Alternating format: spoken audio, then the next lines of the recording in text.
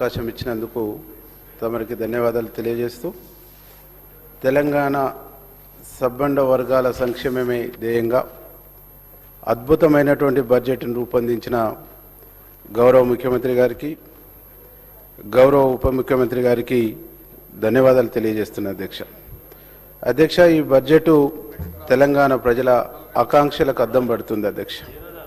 సమాజంలో అత్యంత వెనుకబడిన వర్గాల అభ్యున్నతే ధ్యేయంగా ఈ బడ్జెట్ రూపకల్పన జరిగింది అధ్యక్ష. పేద మధ్యతరగతి వర్గాల ఆలోచనలను ఆచరణ కల్పించేదే ఈ బడ్జెట్ అధ్యక్ష. బడ్జెట్ అంటే కేవలం సంఖ్యల సమాహారం కాదు, ఇది ప్రజల ఆశల ఆకాంక్షలకు సూచికగా మా ప్రభుత్వం భావిస్తుంది అధ్యక్ష. బడ్జెట్ అనేది ప్రతి రూపాయ వెనుకబడిన కుటుంబానికి సంబంధించిన భవిష్యత్ అధ్యక్ష. పేదవాడి ఆశలుంటాయి, ఆడబిడ్డల ఆకాంక్షలుంటాయి. వాటన్నిటినీ మిళితం చేసి మా ఆర్థిక మంత్రి ఈ 80 పేజీల బడ్జెట్కు ప్రాణం పోసింది అధ్యక్ష. ఎన్నో దశాబ్దాల కళ తెలంగాణ రాష్ట్రం అధ్యక్ష. తెలంగాణ రాష్ట్రం అమరుల త్యాగాల ఫలితం అధ్యక్ష. తెలంగాణ రాష్ట్రం ఏర్పడ్డదే నీళ్లు, నిధులు, నియామకాల కోసం అధ్యక్ష. ఇట్లాంటి ఆకాంక్షను అమ్మ సోనియమ్మ తెలంగాణ ప్రజల ఆకాంక్షలను నెరవేర్చి 16,000 కోట్ల నికర బడ్జెట్తో తెలంగాణ రాష్ట్రానికి జీవం పోచింది అధ్యక్ష. ఇట్లాంటి రాష్ట్రాన్ని సోనియా గాంధీ తెలంగాణ ప్రజలకు బహుమానంగా ఇస్తే గడిచిన 10 సంవత్సరాల్లో ఈ రాష్ట్రాన్ని అప్పుల కుప్పగా చేసి బకాయిల తెలంగాణగా మార్చి తెలంగాణను సర్వనాశనం చేసినటువంటి విషయాన్ని మీ ద్వారా ప్రజలకు గుర్తు చేస్తా ఉన్న అధ్యక్ష.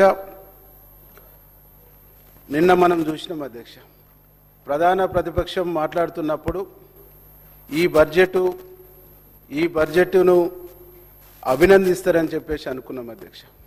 కానీ తెలంగాణ రాష్ట్రం ఏర్పడిన తర్వాత 16,000 కోట్ల ఆదాయంతో ఈ రాష్ట్రాన్ని సోనియా గాంధీ గారు అందిస్తే అప్పులుగా కుప్పగా ఈ రాష్ట్రాన్ని మార్చినటువంటి వాళ్ళు మా ఉప ముఖ్యమంత్రి గారు ప్రవేశపెట్టినటువంటి 4 బడ్జెట్ పత్రాలను చూపిస్తూ ఈ తెలంగాణ రాష్ట్ర ప్రజల్ని తప్పుదోవ పట్టించేటువంటి ఒక ప్రయత్నం చేశారు అధ్యక్ష. నిజాలు ప్రతిరోజు ప్రచారంలో ఉండాలి, లేదంటే అబద్ధం నిజంగా మారి రాష్ట్రాన్ని, ప్రజల్ని, దేశాన్ని, ప్రపంచాన్ని నాశనం చేస్తాయని చెప్పేసి ఒక నానుడి సామెత ఉంది అధ్యక్ష. జనరల్గా వాడుకంలో మనం వాడే నానుడి ఇది. ఇప్పుడు హరీష్ రావు గారు బడ్జెట్ పైన తన విషయాన్ని వెళ్ళగక్కుతున్నప్పుడు నాకు ఈ మాట గుర్తుకొచ్చింది అధ్యక్ష. అందుకే ఇప్పుడు నిజాలు చెప్పాలనుకుంటున్నా అధ్యక్ష. లేకపోతే హరీష్ రావు గారు చెప్పినటువంటి తప్పుల్నే నిజంగా నమ్మేటువంటి అవకాశం ఉంది అధ్యక్ష. మీకు ఒక చిన్న మీ అనుమతితోని ఒకటి చెప్తున్నా అధ్యక్ష. గత ప్రభుత్వంలో 10 బడ్జెట్లు ప్రవేశపెట్టారు అధ్యక్ష. మొట్టమొదట 2014-15లో 1,638 కోట్లతోని బడ్జెట్ ప్రవేశపెట్టిండ్రు అధ్యక్ష. అప్పుడు ఆనాడు నేను కూడా ఈ సభలో ఉన్న అధ్యక్ష. జానారెడ్డి గారు అక్కడ కూర్చొని ఈ బడ్జెట్లో కనీసం 70% కూడా మీరు ఖర్చు చేయలేరు, మీరు పెట్టినటువంటి బడ్జెట్ వాస్తవికకు దూరంగా ఉందని చెప్పేసి ఆనాడు మాట్లాడితే మేము చేసి చూపిస్తామన్నారు అధ్యక్ష. కానీ వాళ్ళు ఖర్చు పెట్టింది ఎంత అధ్యక్ష? 61.9% మాత్రమే ఖర్చు పెట్టింది అధ్యక్ష. అట్లాగే 2015-16, 2016-17, 2017-18, 2019, అట్లాగే 2019, 20, 21, 22, 23 ఇట్లా చెప్పుకుంటూ పోతే 24 వరకు వీళ్ళు ఇచ్చినటువంటి బడ్జెట్లో 100% ఎక్కడ కూడా ఖర్చు పెట్టినటువంటి దాఖలాలు లేవు అధ్యక్ష. కానీ ఈరోజు మా బడ్జెట్ పత్రాలను చూపిస్తూ పదే అబద్ధం చెప్పడం ద్వారా ఈ సభను తప్పుదోవ పట్టించేటువంటి ఒక ప్రయత్నం చేసిరు అధ్యక్ష. ఒకటి రాష్ట్రాలు కానీ దేశాలు కానీ ప్రవేశపెట్టినటువంటి బడ్జెట్లు మొత్తంగా ఎక్కడ కూడా 100% ఖర్చు కావు అనేటువంటి ఒక విషయం, ఈ సత్యం అందరికి తెలుసు అధ్యక్ష. సత్యం తెలిసి కూడా, వాస్తవం తెలిసి కూడా గతంలో ఆర్థిక శాఖ మంత్రిగా చేసినటువంటి అనుభవం ఉన్నటువంటి వ్యక్తి ఇలా సభను తప్పుదోవ పట్టించడం సరికాదు అని చెప్పేసి ఈ సందర్భంగా నేను గుర్తు చేస్తా ఉన్నా అధ్యక్ష. అధ్యక్ష, ఈరోజు కాంగ్రెస్ ప్రభుత్వం కొలువులకు సంబంధించినటువంటి దాని గురించి మాట్లాడేది అధ్యక్ష. అధ్యక్ష, ఇట్లా చెప్పుకుంటూ పోతుంటే రైతులకు సంబంధించినటువంటి అంశం మాట్లాడండి. కానీ రైతులకు ఖమ్మంలో మిర్చి రైతులకు బేడీలు వేసినటువంటి వాళ్ళు ఎవరు అధ్యక్ష? బేడీలు వేసి ఖమ్మంలో మిర్చి రైతుల్ని జైలుకు పంపించినటువంటి వాళ్ళు గత పాలకులు, గత ప్రభుత్వం కాదా అధ్యక్ష? ఈరోజు దాన్ని మాకు ఆపాదించేటువంటి మా ప్రభుత్వం మీద నెట్టేటువంటి ఒక ప్రయత్నం చేస్తున్నారు అధ్యక్ష. మాది రైతు ప్రభుత్వం, రైతు సంక్షేమాన్ని కోరుకునేటువంటి ప్రభుత్వం, రైతు మేలును కోరుకునేటువంటి ప్రభుత్వం అధ్యక్ష. వీళ్ళు గతంలో చెప్పారు రైతును రాజు చేస్తామన్నారు, క్రాప్ కాలనీలు అన్నారు. ఇవన్నీ ఏమైపోయినాయి అధ్యక్ష? వీళ్ళు చెప్పిన మాటలు విని, వీళ్ళు చెప్పిన మాటలు నమ్మి క్రాప్ కాలనీలు అని చెప్పేసి ఎదురు చూసి అందుకే కదా రైతులు అప్పుల పాలైంది అధ్యక్ష. ఆ అప్పులకు 20,000 కోట్ల పైచిలకు అప్పులకు రుణాలు మాఫీ చేసింది మా ప్రభుత్వం కదా అధ్యక్ష. ఈ వాస్తవం తెలిసి, ఈ సత్యం తెలిసి కూడా సభను తప్పుదోవ పట్టియటం సరైనటువంటిది కాదు అని చెప్పేసి మేము ఈ సందర్భంగా గుర్తు చేస్తున్నాం అధ్యక్ష. అధ్యక్ష, కౌలు రైతుల గురించి వీళ్ళు మాట్లాడారు, కౌలు రైతుల గురించి మాట్లాడారు. కౌలు రైతులకు సంబంధించి గతంలో వారి మేనిఫెస్టోలో పెట్టి కౌలు రైతులకు సంబంధించినటువంటి కూడా రైతు బంధు చేస్తామని చెప్పేసి మాట్లాడారు. ఇదే సభలో వారు మాట్లాడినారు 2021లో ఇదే సభలో అప్పటి ముఖ్యమంత్రి గారు కౌలు రైతుల్ని రైతులుగా ఎట్లా గుర్తిస్తాం, వారికి పాస్బుక్లు ఉన్నాయా, వారికి ఏ ఆధారం ఉందని ఇస్తాం, ఇది సత్యదూరమైనటువంటి అంశం అని చెప్పేసి మాట్లాడింది ఆనాటి ముఖ్యమంత్రి అనేటువంటి విషయాన్ని కూడా ఈ సందర్భంగా గుర్తు చేస్తా ఉన్నారు అధ్యక్ష. వీళ్ళు మేనిఫెస్టోలో పెట్టేది ఒకటి, అసెంబ్లీలో చెప్పేది ఒకటి, బయట మాట్లాడేది ఒకటి. కాబట్టి వీళ్ళు మాట్లాడుతున్నటువంటి మాటలన్నీ కూడా సత్యదూరమైనటువంటి మాటలు, అవాస్తవమైనటువంటి మాటలు. వీళ్ళు మాట్లాడుతున్నటువంటి దాంట్లో సత్యం లేదనేటువంటి విషయాన్ని ఈ సందర్భంగా గుర్తు చేస్తున్నా అధ్యక్ష. అధ్యక్ష, ఈరోజు మా ముఖ్యమంత్రి గారు, మా ప్రభుత్వం రైతుల పట్ల ఒక మొక్కవని దీక్షతోని రైతాంగం కోసం పనిచేస్తున్నటువంటి విషయాన్ని జీర్ణించుకోలేక వీళ్ళు చేస్తున్నటువంటి విషయాన్ని ఈ సందర్భంగా నేను గుర్తు చేస్తా ఉన్నది అధ్యక్ష. నిరుద్యోగుల విషయంలో శ్రీశ్రీ భాషలో ఒక కవిత చదివారు అధ్యక్ష. ఏమని? ఈ కాంగ్రెస్ పాలన వచ్చిన తర్వాత నిరుద్యోగం అధ్యక్ష. వీళ్ళు చెప్తున్నారు మేము 67,000 పైచులకు ఉద్యోగాలు ఒక సంవత్సరంలో ఇచ్చినామంటే దీని మీద కూడా శ్రీశ్రీ కవితను చదువుతూ తను చెప్పడం జరిగింది అధ్యక్ష. వాళ్ళకు చిత్తశుద్ధి ఉంటే ఎన్నికల ముందు మీకు నోటిఫికేషన్ ఇచ్చిర్రు, మీకు చిత్తశుద్ధి ఉంటే ఎన్నికల్లో మీరు దాన్ని వాడుకోవాలనేటువంటి చిత్తశుద్ధే కాక మీరుంటే మీరు ఎందుకు ఉద్యోగాలు ఇవ్వలేదు? మీరు నోటిఫికేషన్ వేసింది ఇదంతా కూడా ఫేక్ అనేటువంటిది అర్థమైంది కదా. మీకు చిత్తశుద్ధి ఉంటే ఇవ్వాలి కదా, నియామకాలు చేపట్టాలి కదా, ఎందుకు చేపట్టలేదు? మాకు చిత్తశుద్ధి ఉంది కాబట్టి ఈరోజు 67,000 పైచిలకు ఉద్యోగాల నియామకాలు మా ప్రభుత్వం, మా ముఖ్యమంత్రి గారు చేపట్టింది అనేటువంటి విషయాన్ని చాలా గర్వంగా చెప్పుకుంటున్నాం అధ్యక్ష. అధ్యక్ష, మీరు విద్యారంగాన్ని ఏదైతే తెలంగాణ ఉద్యమానికి ఊపిరిలూదినటువంటి ఉస్మానియా యూనివర్సిటీ ఉందో ఆ యూనివర్సిటీలో రిటైర్మెంట్లు తప్ప రిక్రూట్మెంట్ చేసినటువంటి దాఖలాలు లేవు. రిటైర్మెంట్ అవటం తప్ప ఒక్కను కూడా రిక్రూట్మెంట్ చేసినటువంటి దాఖలాలు లేవు. గెస్ట్ ఫ్యాకల్టీ కాంట్రాక్ట్ బేసిక్ మీద రకరకాల పద్ధతుల్లో హైయర్ ఎడ్యుకేషన్ మొత్తం కూడా నిర్వీర్యం చేసిండ్రు, నాశనం చేసిండ్రు.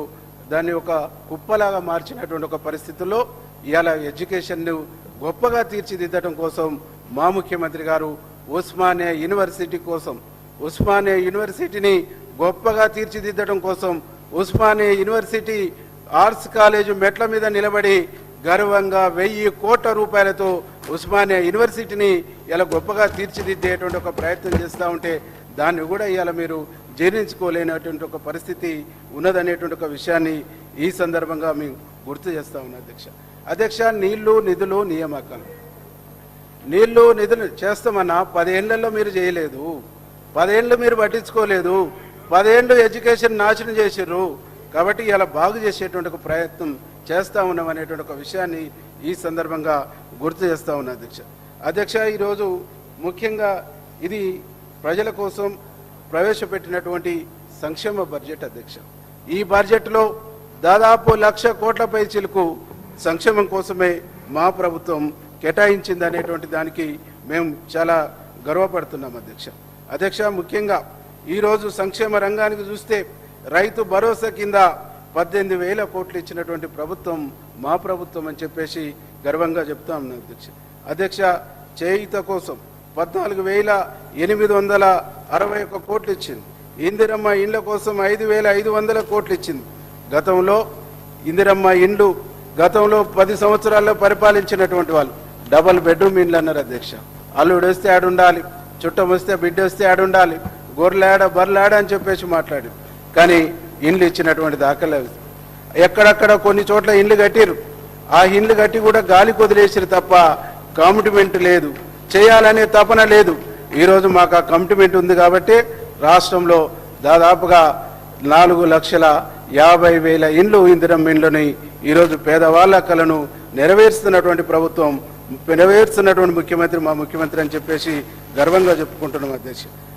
మహాలక్ష్మి కింద ఫ్రీ బస్సు దీన్ని కూడా కామెంట్ చేసిరు అధ్యక్ష. ఇవాళ బస్సులలో పోతున్నప్పుడు ఒక మహిళలు ఆ బస్సును ఒక సౌకర్యంగా ఆ బస్సులో పోతున్నటువంటి తన జీవితంలో తన వృత్తిలో ఒక భాగంగా ఒక అక్క చిన్న మల్లె పువ్వులు అల్లుకుంటే దాన్ని కూడా కామెంట్ చేసిరు అధ్యక్ష.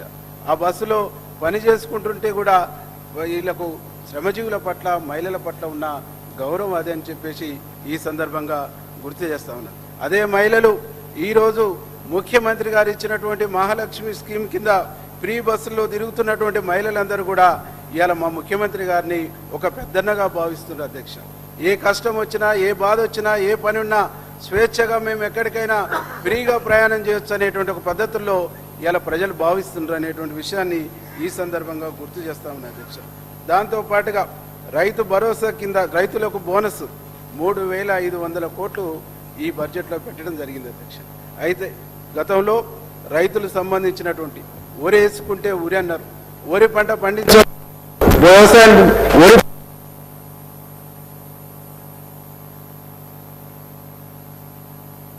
మా ముఖ్యమంత్రి గారు రైతులకు భరోసా ఇచ్చి ప్రతి ధాన్యం గింజను కూడా రేపు ఇందిరమ్మ రాజ్యం వచ్చి ప్రజాపాలన ఏర్పడ్డ తర్వాత ప్రతి గింజను కూడా కొంటామని చెప్పేసి, కొనటమే కాదు మీకు బోనస్ ఇస్తామని చెప్పేసి ఈరోజు రైతుల్ని సన్నవడ్లు పండించమని చెప్పారు అధ్యక్ష.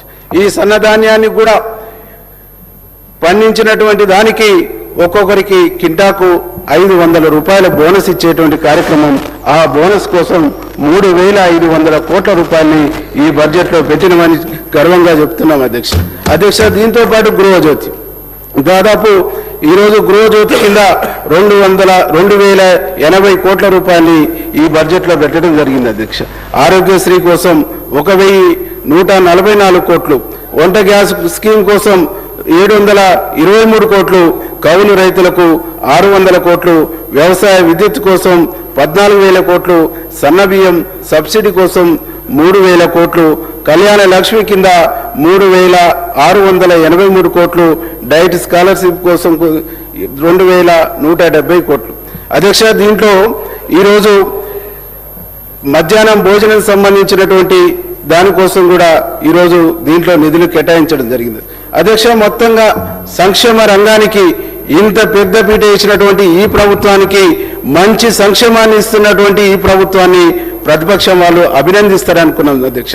అభినందించకపోగా అడ్డగోలు ఆరోపణలు, అడ్డగోలుగా విమర్శలు చేసినటువంటి ఒక పరిస్థితి కూడా మనం చూస్తా ఉన్నాం అధ్యక్ష. దీంతో పాటుగా ఇంకా అనేక స్కీములను కూడా ఈ బడ్జెట్లో మేము గొప్పగా తీసుకురాపోయినాం. ఈరోజు పేద పిల్లలు మధ్యాహ్న భోజనం, కాలేజీలో పోతున్నటువంటి పిల్లలు వారికి మధ్యాహ్న భోజనం ఇచ్చి గొప్పగా చదువుకునేటువంటి పద్ధతుల్లో ఈరోజు మధ్యాహ్న భోజన పథకాన్ని కూడా మా ముఖ్యమంత్రి గారు, మా ప్రభుత్వం ప్రవేశపెట్టిందని చెప్పేసి ఈరోజు నేను సగర్వంగా చెప్పుకుంటున్నా అధ్యక్ష.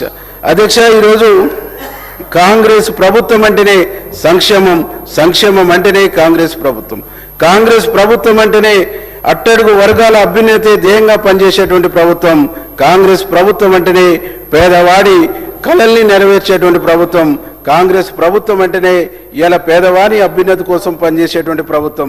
కానీ గత ప్రభుత్వం ఈ పేదవాళ్ళ జీవితాలతో చెలగాటమాడినటువంటి ప్రభుత్వం, పేదవాళ్లను అన్ని విధాలుగా దగా చేసినటువంటి ప్రభుత్వం, మోసం చేసినటువంటి ప్రభుత్వంగా ఈ సందర్భంగా తెలంగాణ రాష్ట్ర ప్రజలు భావిస్తున్నారని చెప్పేసి నేను ఈ సందర్భంగా గుర్తు చేస్తా ఉన్నది అధ్యక్ష. ఈరోజు అమరుల త్యాగాల సాక్షిగా తెలంగాణ ఏర్పడ్డదని పదే పదే చెప్పే వీళ్ళు అమరులను కూడా మోసం చేశారు అధ్యక్ష. తెలంగాణ ఉద్యమం నడుస్తున్నప్పుడు తెలంగాణ ఉద్యమంలో 1200 మంది విద్యార్థులు 1200 మంది యువకులు బలిదానమైందని చెప్పారు అధ్యక్ష. తెలంగాణ రాష్ట్రం ఏర్పడ్డ తర్వాత ఆ సంఖ్యను కుదించి 600కే చూపించారు అధ్యక్ష. 600కే అమరుల త్యాగం చేసినటువంటి అమరుల పేర్లు కూడా 600 మాయం చేసిరంటే ఈ రాష్ట్రంలో వాళ్ళు మాయం చేయింది ఏందో ఒక్కసారి మనం అందరం కూడా ఆలోచించాలి అధ్యక్ష. ఇలా 600 అమరుల త్యాగాల్ని కూడా వీళ్ళు రికార్డులు లేకుండా తొలగించారు. ఈ సందర్భంగా నాకు ఒక విషయం గుర్తుకొస్తుంది అధ్యక్ష.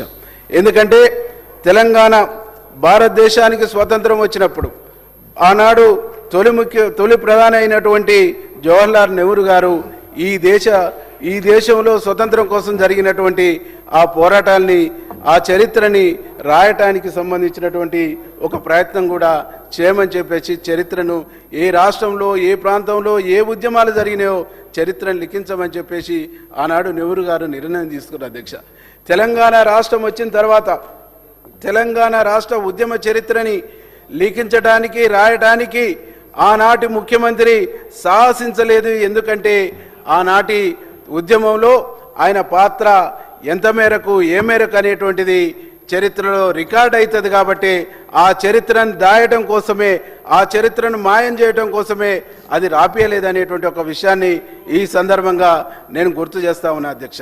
ఎందుకంటే పార్లమెంటులో బిల్లు పాస్ అవుతున్నప్పుడు వారు అక్కడ లేరు. పార్లమెంటులో తెలంగాణ బిల్లు పాస్ అవుతున్నప్పుడు ఇక్కడ ఉన్నటువంటి మా పొన్నం ప్రభాకర్ అన్న కానీ మా రాజగోపాల్ అన్న కానీ మా వివేక్ అన్న కానీ వీరి యొక్క పాత్ర ఆ చరిత్రలో రాయవలసి వస్తుంది. వీరి యొక్క పాత్ర సోనియమ్మ తెలంగాణ ఇచ్చినటువంటి అంశము చరిత్రలో లిఖించబడవలసి వస్తుంది. కాబట్టి ఆనాడు వాళ్ళు చరిత్ర రాయటానికి ఇష్టపడలేదు అనే ఒక విషయాన్ని ఈ సందర్భంగా మేము గుర్తు చేస్తా ఉన్నాం. ఇట్లా చెప్పుకుంటూ పోతే 10 సంవత్సరాల వారి పాలనలో తెలంగాణను పూర్తిగా విధ్వంసం చేశారు అధ్యక్ష. తెలంగాణ ఉద్యమంలో బొంబాయి, బొగ్గుబాయి, దుబాయ్ అని చెప్పేసేటువంటి పదాలను యూజ్ చేశారు. బొంబాయి, బొగ్గుబాయి, దుబాయ్ ఈ వలసల్ని ఆపుతామని చెప్పారు అధ్యక్ష. ఈ వలసల్ని ఆపి తెలంగాణను సస్యశ్యామలం చేస్తామని చెప్పారు అధ్యక్ష. అందుకే సస్యశ్యామలం చేస్తానన్నటువంటి సందర్భంలో నాకు ఒక అందశ్రీ మాటలు కూడా గుర్తుకొస్తున్నాయి అధ్యక్ష.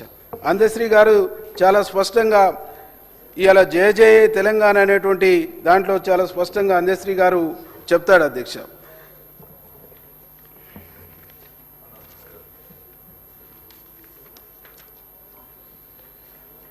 పచ్చని మా గానాల్లో పసిడి విసిరిలు నిండాలి, సుఖశాంతులతో తెలంగాణ సుభిక్షంగా ఉండాలి, స్వరాష్ట్రమై తెలంగాణ స్వర్ణయుగం కావాలని అధ్యక్ష.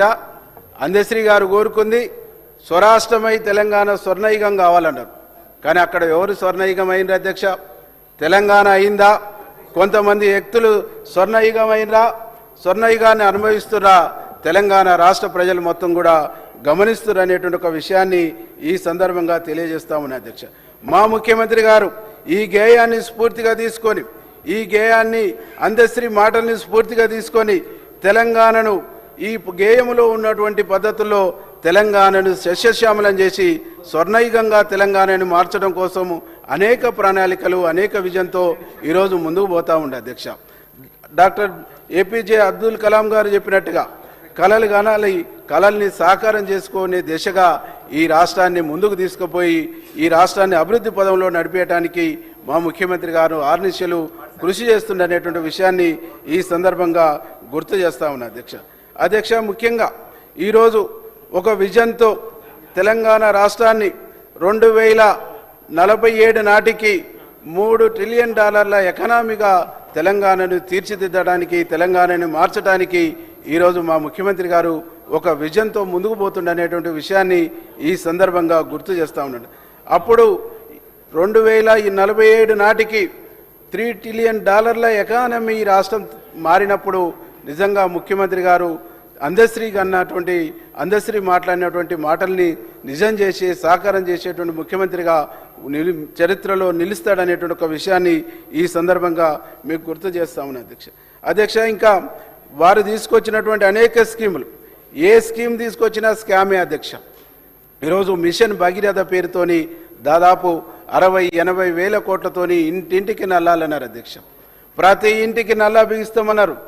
ఆవాస గ్రామాల వరకు, ఆవాస గూడాల వరకు కూడా ఇంటింటికి నల్లతో నీళ్ళు ఇస్తామన్నారు. ఏ ఒక్క ఇంటికి నల్లతో నీళ్ళు ఇవ్వకున్నా వచ్చే ఎన్నికల్లో పోటీ చేయమని చెప్పి అధ్యక్ష, ఈ రాష్ట్రంలో మీరు ఇక్కడి నుంచి ఎవరన్నా పంపించి చూస్తే ఇంటింటికి నల్లతో నీళ్లు వస్తున్నాయా లేవా అనేటువంటిది మనకు చాలా స్పష్టంగా అర్థమవుతుంది. దానికోసం ఎన్ని డబ్బులు తలగేసారు అధ్యక్ష? అదే 9 ఎత్తిడి దగ్గర కట్టవలసినటువంటి కాళేశ్వరాన్ని రీడిజైనింగ్ పేరుతో ఒకవేళ రీడిజైనింగ్ చేస్తే కూడా 10%, 15% పెరగాలి అధ్యక్ష. కానీ 70-80 వేల కోట్లు పెంచేసి ఈరోజు ప్రజాధనాన్ని వృధా చేసిరు అధ్యక్ష. ఇట్లా వీళ్ళు చేసినటువంటి అన్యాయము, వీళ్ళు చేసినటువంటి మోసాలు, వీళ్ళు చేసినటువంటి ఆర్థిక దుబారతోని ఈ రాష్ట్రం 6 లక్షల పైచిలకు కోట్ల అప్పుతో ఈ రాష్ట్రం ముఖ్యమంత్రిగా మా రేవంత్ అన్న ముఖ్యమంత్రిగా బాధ్యతలు చేపట్టే నాటికి అప్పుల రాష్ట్రంగా తన చేతిలో పెట్టారు. మళ్ళీ దాంతోపాటు కార్పొరేషన్లకు వచ్చినటువంటి అప్పులు వేరు. ఇవన్నీ కలిపితే కూడా 8 లక్షల కోట్ల పైచిలకు అప్పులతో ఈ రాష్ట్రాన్ని తన చేతిలో పెడితే తను శక్తివంతుడు, ధైర్యవంతుడు కాబట్టి ఈ అప్పుల భారాన్ని మోస్తూ కూడా ఈ రాష్ట్రాన్ని చక్కదిద్దాలి, ఈ రాష్ట్రాన్ని బాగు చేయాలి, ఈ రాష్ట్ర ప్రజలను అభివృద్ధి పదంలో తీసుకుపోవాలి, ఈ రాష్ట్ర ప్రజలకు సంక్షేమాన్ని అందించాలి. ఇది నా బాధ్యత.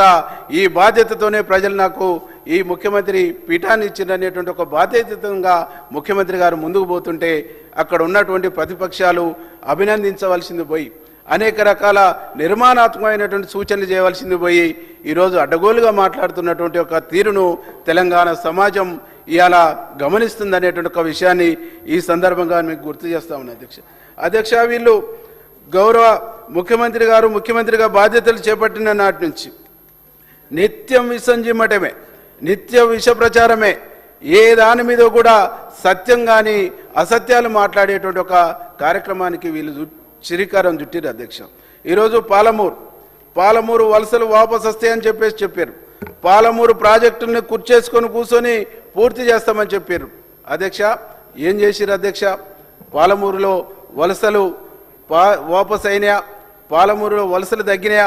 2-3 నియోజకవర్గాలకు కొద్ది మేరకు ఆనాడు రాజశేఖర రెడ్డి గారి పీరియడ్లో పూర్తి చేసినటువంటి ప్రాజెక్టులకు మోటార్లు బిగించి నీళ్లు పోపించారు తప్ప చేసింది ఏం లేదు అధ్యక్ష.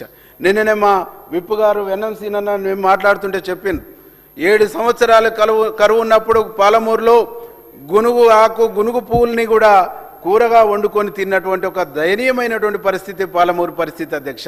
అట్లాంటి పాలమూరుని ఏమైనా మార్పు తీసుకొచ్చిరా? పాలమూరును మార్చడానికి వీళ్ళు ఏమైనా ప్రయత్నం చేసిరా అంటే ఇలా వాళ్ళు చేసింది శూన్యం అధ్యక్ష. ఈరోజు ముఖ్యమంత్రిగా రేవంత్ అన్న బాధ్యతలు చేపట్టిన తర్వాత పాలమూరులో ప్రాజెక్టుల కోసం ప్రణాళికలు తయారై వేగంగా పనులు చేయడానికి ప్రాసెస్ నడుస్తుంది అనేటువంటి ఒక విషయాన్ని ఈ సందర్భంగా నేను గుర్తు చేస్తా ఉన్నా అధ్యక్ష.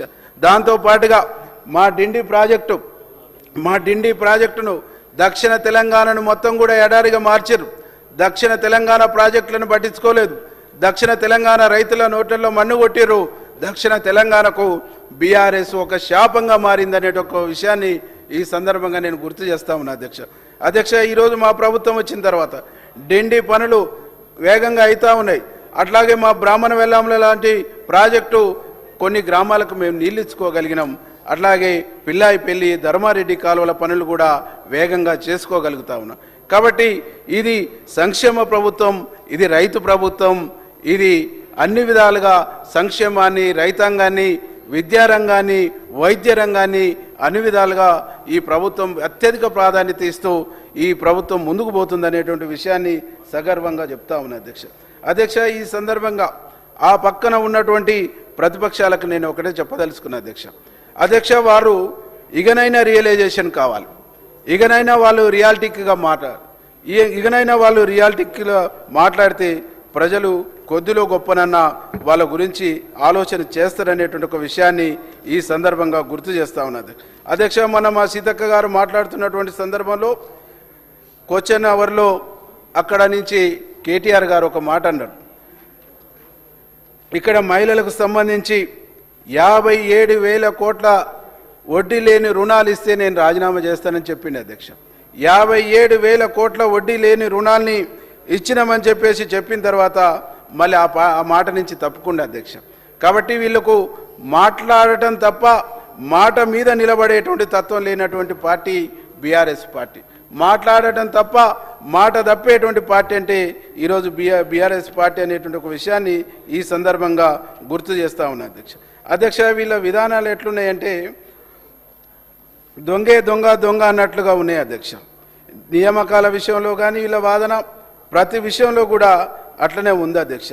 దాదాపుగా ఈరోజు నిరాశ నిస్పృహలో ఉన్న నిరుద్యోగులకు ఒక భరోసా ఇస్తున్నటువంటి ప్రభుత్వం మా ప్రభుత్వం, భరోసా కల్పిస్తున్నటువంటి ముఖ్యమంత్రి మా ముఖ్యమంత్రి అనేటువంటి ఒక విషయాన్ని ఈ సందర్భంగా నేను గుర్తు చేస్తా ఉన్నా అధ్యక్ష. దీంతో పాటుగా ఇంకా ఈ రాష్ట్రంలో ప్రజల ఆకాంక్షలకు ప్రత్యేకంగా ఈ రాష్ట్రం ఏర్పడినటువంటి ఆకాంక్షను వారు నెరవేర్చలేదు కాబట్టి నెరవేర్చేటువంటి ఒక ప్రయత్నాన్ని నెరవేర్చేటువంటి ఒక కార్యక్రమాన్ని మా ముఖ్యమంత్రి గారు చేపడుతుండనేటువంటి ఒక విషయాన్ని గర్వంగా చెప్తూ ఇంకా అనేక అంశాలు ఉన్నాయి అధ్యక్ష. వాళ్ళు మాట్లాడిన తీరు, వాళ్ళు మాట్లాడినటువంటి మాటలు, వాళ్ళు చేసినటువంటి కిట్ సైజు ఇవన్నిటి కూడా మేము చెప్పుకుంటూ పోతే మేము కూడా మాట్లాడతాం అధ్యక్ష. కానీ మా ముఖ్యమంత్రి గారు ఏదున్నా మీరు లౌక్యంగా మాట్లాడాలి అనేటువంటిది చెప్పింది కాబట్టి మేము వాటి జోలికి వెళ్ళట్లేము అధ్యక్ష. వాళ్ళు మాట్లాడే తీరు అనేక పద్ధతుల్లో ఈ ప్రభుత్వాన్ని కిట్సైజ్ చేయడంతో పాటు ఈ ప్రభుత్వం మీద శాపనార్థాలు పెట్టేటువంటి ఒక కార్యక్రమానికి వాళ్ళు శ్రీకారం చుట్టారు అధ్యక్ష. ఎందుకంటే ఈ ప్రభుత్వానికి ప్రజల్లో వస్తున్నటువంటి ఆదరణ, ఈ ప్రభుత్వాన్ని ప్రజలు ఆదరిస్తున్నటువంటి తీరు అది 2023-24 తర్వాత వచ్చినటువంటి ఎంపీ ఎన్నికల్లో వాళ్ళకు 0, ఆ తర్వాత సర్పంచ్ ఎన్నికల్లో, ఆ తర్వాత వచ్చినటువంటి మొన్న మున్సిపాలిటీ ఎన్నికల్లో ఇవన్నిట్లో కూడా ప్రజలు వాళ్ళను విశ్వసించే పరిస్థితిలో లేరు. ప్రజల్లో వాళ్ళు విశ్వాసాన్ని కోల్పోయారు కాబట్టి వాళ్ళు విశ్వాసాన్ని కోల్పోయి ఈర్ష్యతోని అక్కస్తోని ఈ ప్రభుత్వం పైన ఈ బడ్జెట్ పైన మాట్లాడుతున్నటువంటి ఒక విషయాన్ని ఈ సందర్భంగా నేను గుర్తు చేస్తా ఉన్నా అధ్యక్ష. కాబట్టి అధ్యక్ష, ఇంత మంచి బడ్జెట్ను ప్రవేశపెట్టినటువంటి, ఇంత మంచి బడ్జెట్ను ప్రజలకు అందించినటువంటి, ఇంత మంచి సంక్షేమాన్ని ఇచ్చినటువంటి మా ముఖ్యమంత్రి గారికి, ప్రవేశపెట్టినటువంటి ఆర్థిక శాఖ మంత్రికి మనస్ఫూర్తిగా ధన్యవాదాలు, కృతజ్ఞతలు తెలియజేస్తూ ముగిస్తా ఉన్నది.